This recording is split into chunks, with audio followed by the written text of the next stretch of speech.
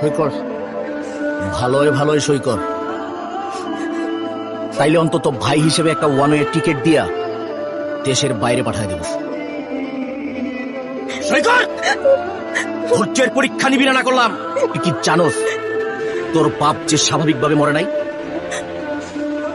ইট ওয়াজ মাই plan. কেন করলা এটা? বাবাকে কেন মারলা? বাবা তো তোমাদের কোনো ক্ষতি করেনি, তোমাদের সুখের জন্য বছরের পর বছর আমাকে দূরে রাখছে। কেন করলা এটা বাবার সাথে? কেন করলাম?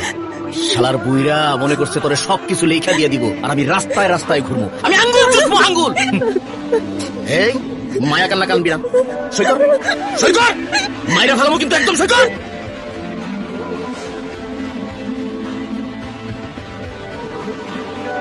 আইসা পড়ছস না? এই শালায় তো আমার শান্তিতে থাকতেই দিবে না। কি করব বল ব্রাদার?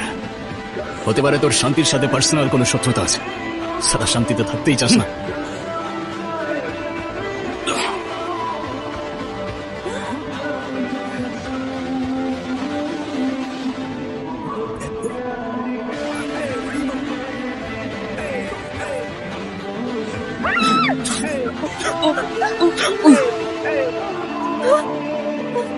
আফসোস তোর মা তোকে বোঝাতে পারলো না।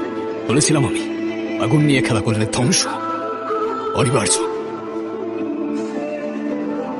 মিস রিদিতা, আপনার বাবার করে যাওয়া উইল এবং ট্রাস্ট ডিড অনুযায়ী এখন থেকে বাড়ি, ফ্যাক্টরি, বিজনেস এবং পারিবারিক সকল স্থাবর অস্থাবর সম্পত্তির মালিক আইনতভাবে আপনার। এই নিন আপনার position paper and title deed. Thank you. Welcome, ভালো থাকবেন। Congratulations ma'am. Thank you. এবার